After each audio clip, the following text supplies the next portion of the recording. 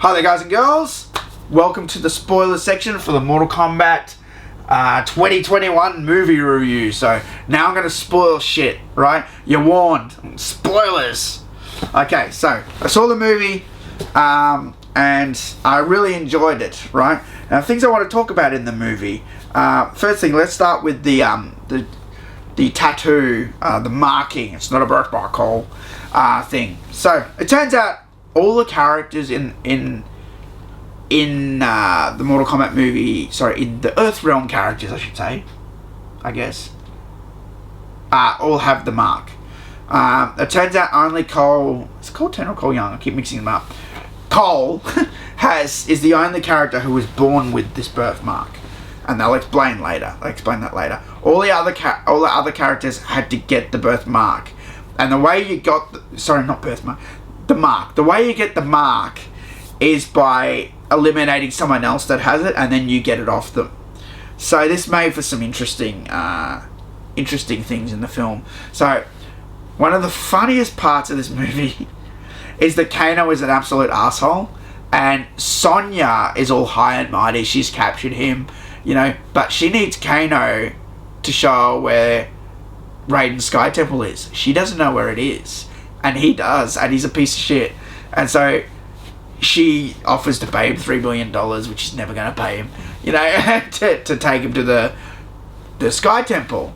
And it turns out she does not have one of these markings. She doesn't have it. And he's just giving her shit about it the whole time. You don't even have the marking. This guy is an absolute asshole. Piece of shit. And he's got the marking. I just found it really funny, and he's just like paying out on her the whole fucking time. Nah, you don't have the marking. There's even a part like where they go to Raiden's Sky Temple, and it's like a training like a arena in the back, and Kung Lao and Liu Kang are like, only people with the mark are allowed on this training ground. He's like, sorry love, that's not you. He's just like giving her crap, and she can't do anything. She's gonna take all the shit from this guy. And I really enjoyed that. That was fantastic, So, character motivations. First thing I should talk about is, and I didn't even mention this in my spoiler-free review, but one of the things I was worried about too was having things in the movie that are just a pander to Mortal Kombat fans. So, there's a cafe scene early on in the film, and when they were shooting that in South Australia, they had signs on there that said like Cetrion Cola and Sindel something, whatever it was, on the Oliver's Burgers place. And I was worried that having cheap Easter eggs like that, like really obvious in the background, would sort of just to appease fans, and then the movie could be bad. Turns out they did the other thing. They took them out and made the Easter eggs more low-key. Maybe they listened to me, I don't know. And the movie was very good, and that's a very good creative choice, doing that, because the more obscure the Easter egg, the better it is when it's found. And taking those real obvious things that are just distracting out of the background is really great, and I was really quite happy with that. The other thing is that the other thing all over the place with this interview. I've done YouTube video for so long. My camera, this is how long I haven't done a YouTube video for. My camera had forgot all the settings, so the battery went 100% dead. So it didn't save any of the settings. I had to set the time on it again. It was covered in dust. That's how long it's been since I've used this camera. I know it's terrible, isn't it? But I just didn't want to do all this hype for the movie, this fake hype, like I wanted to see the movie and I wanted to review the movie exactly how I'm doing it now, and so that's that. But so all the characters, the best thing about the Mortal Kombat movie is that story-wise, Sub-Zero, it's all about Sub-Zero and Scorpion. The movie starts with Scorpion, family being killed, and then he goes to hell. And then Shang Tsung sort of recruits Sub-Zero, and they've been killing people the whole time. And the movie isn't about a tournament. There's no tournament in this movie. It's outworld cheating. The movie is about outworld cheating. Shang Tsung sends everyone to kill all the Earth Realm warriors. He sends Sub-Zero, he sends Cabal, he sends Goro to kill everybody and cheat. So there's no tournament. The movie is them fighting and defending themselves against this attack. So instead of just having this is this character and that character, and then we go to the tournament and they fight, this was done totally differently, which was cool. And using Cole as sort of the protagonist, I wasn't sure how this was going to play out. I didn't know this character, but you know what? He did carry the movie. I don't think he necessarily needed to be in it. They could have used any other character. I think Taven. I said this in a stream. I think this could have been Taven, you know, as a Mortal Kombat character, and he could have done the same thing. But he did carry the movie. He did, and it does set up, you know, other characters at the end, which I'll get to. But yeah, he carries the movie. He's the protagonist. He's an MMA fighter or something that sort of doesn't win anymore, you know, and he's recruited by Jax. Jax takes him to Sonya, and yep, Sub-Zero shatters his arms while that's going on, and then Jax is taken to Raiden Sky Temple.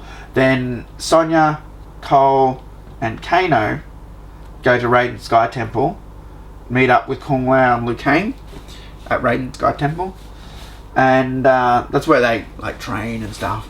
And then they explain that not only having the dragon mark on you, it means you're a Mortal Kombat warrior. It means you can also unlock what was it called, a Kuna, I think they said it was, which is like a special power, right?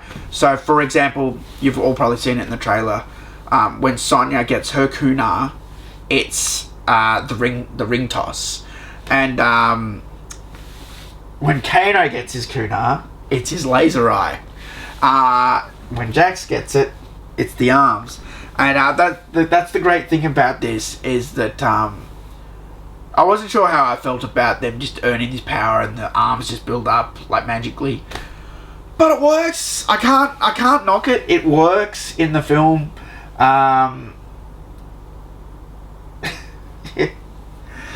It's great. It's just really great. You know, it just makes me laugh thinking about it. There's this scene where they just start paying out on Kano, like, and it's sort of on purpose to unlock his Kuna, because he's not a good fighter, and it's really funny because Liu Kang just keeps tripping him.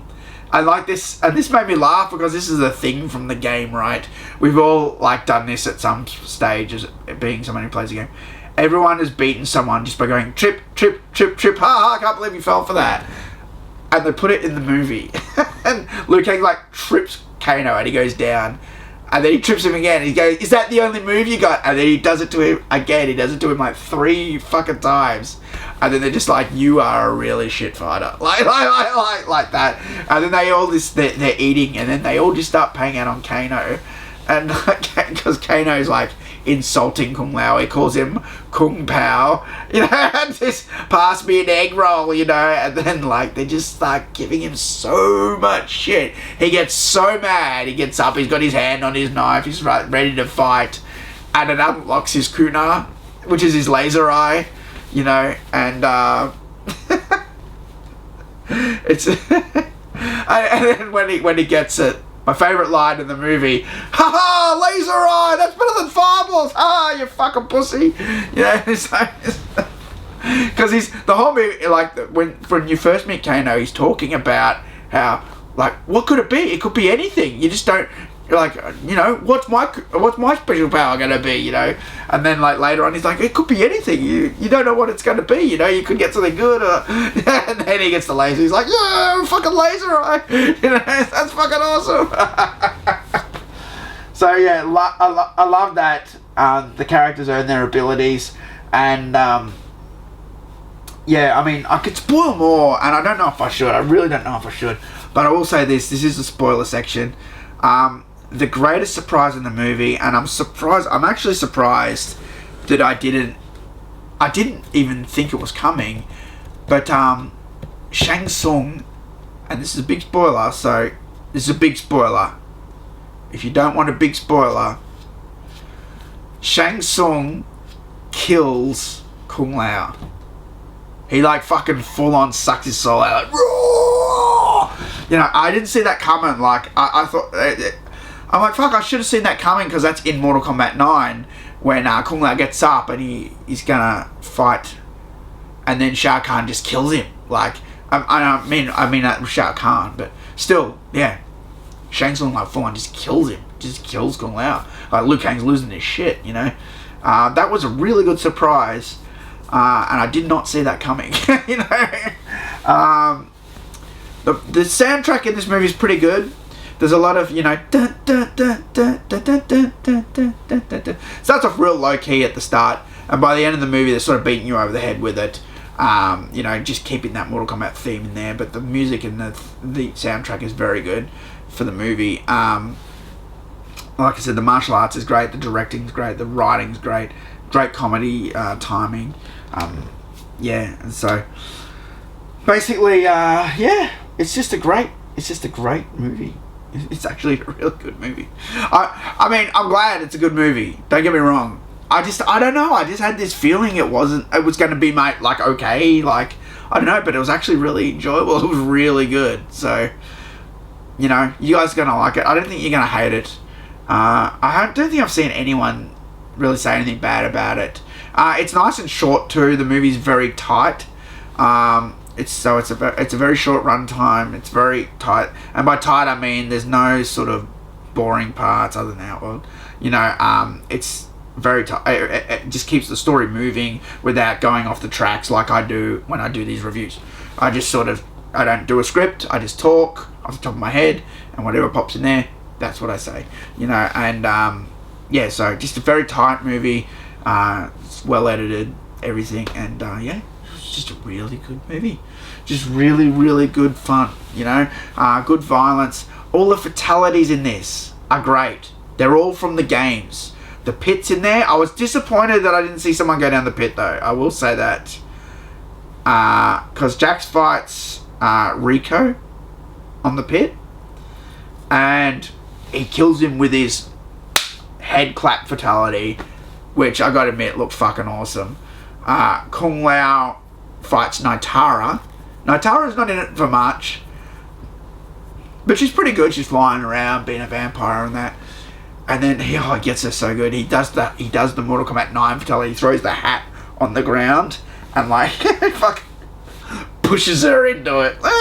Just cuts her fucking in half. So all the fatalities in this are from the games. Sonya kills Molina with her energy rings and puts a hole in her chest, and she's looking in the hole, and you can see the spinal column in the hole, sort of like MKX, MK9, MK11 sort of thing, you know.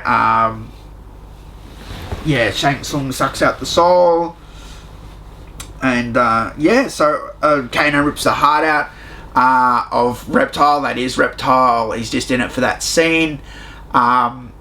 You know, yeah, he kind of looks like ass, but it doesn't really matter. It didn't really, because he's just in that scene. He only looks really bad in that scene where he's actually ripping the heart out of him. Because when he's moving around, he's like invisible, and you just see sort of like the shadow or like edges of him, you know, shimmering. So you don't really see him until like the fight at the end. That's where you see him, and he looks kind of weird. So yeah, it is kind of weird. Reptile calls him the Lizard Man, which made me laugh. Yeah, so yeah, it's just a very enjoyable film. Very enjoyable. Like I said, all the fatalities are on point. They're all from the game, and nothing was just made up for fun, or the gore didn't look terrible, you know. And all these fatalities were great. Yeah. Oh, sorry, excuse me. And yeah, just a shame that that pit fatality wasn't in there. And you know what? Just thinking about it, because talking about backgrounds just before, yeah, that pit fight is so quick that it's really easy to like overlook. Like, I guess having the head clap fatality is better than having someone go down the pit. But I mean, I don't know. It would have been good to see someone go down the pit too. Another spoiler is, and Shah Khan is not in this movie at all, other than the statue, which kind of sucks. Shang Tsung is ruling Outworld. He is the ruler of Outworld. He recruits all the assassins to kill our Earthrealm warriors, including Goro. He sends Goro, Cabal, Rico, Molina, and Sub-Zero to kill Earthrealm warriors. The scene that you've seen of Goro like jumping, like roar, and all that. Shang Tsung sends Goro after Cole's family, and yeah, Cole has to fight them off, and it's sort of to unlock his kunai, because it sort of pushes Cole over the edge, because Cole was having trouble unlocking his kunai, and Raiden sent him home, and yeah, so he's sent home. Goro shows up, starts beating the trash out of him. Goro's gonna kill his wife and daughter, and that's enough to push him over the edge and unlock his kunai, which is what you see here on the poster. That's this armor. I guess it's sort of armor, and yeah, when he takes hits, it sort of warms up, and yeah, and that's the whole Goro scene, and then he kills him with the scorpion blade. He like slices Goro open. He cuts him across the chest, which to me looked like an exact copy of MK Gold. When Kung Lao strikes him across the chest, it looked like the same sort of angle and mark, except all his guts fall out. So yeah, oh man, I don't know if there's much more I can say about the movie. Oh, the Molina Teeth I should talk about. A lot of people were worried about Molina's teeth. For a lot of the movie, she looks like she has normal teeth. There is a scene where you see all her teeth, and they're not like the game where they're the big like fangs, but she has all those teeth, and they do look sort of like intimidating, but they don't look like the game where they're like big fucking fangs. So that might be a bit of a deal breaker for some. And yeah, I mean, I could talk more about this film, but I really don't want to. I think you guys should just go out there and watch it. I'm going to go watch it again, that's for sure. I really enjoyed it. I want to thank Universal Pictures Australia and Warner Brothers Pictures Australia for allowing me to attend the Melbourne premiere of Mortal Kombat. Like I said, 8 out of 10. Loved it. Would like to definitely see a sequel for this. They tease a sequel at the end. They tease, and big spoiler, they're teasing Johnny Cage at the end. Cole has to go out there and look for warriors for the tournament. So if there is a next movie, it should be an actual tournament movie. And Cole talks about looking for the first person. His first stop is Hollywood, and then he just says Hollywood, and then the camera pans and in the locker room, and there's a post on the wall that says something Cage movie, you know. So you're like, and it's got Johnny Cage on it. It's got the Cage belt buckle, and he's holding the glasses, and it says Hollywood in the background. So that's a nice little nod to getting Cage in the next film. And yeah, I look forward to it. This was great. A lot of fun. So yeah, do yourselves a favour and go watch Mortal Kombat. Thanks for watching this video. Sorry, I haven't done one of these videos for a while, so I'm a bit out of touch with how I talk. You know, I feel like I went over a few things a few times, but hopefully it didn't piss you off too much. And yeah, I'll see you guys soon for another TMK video. Peace out.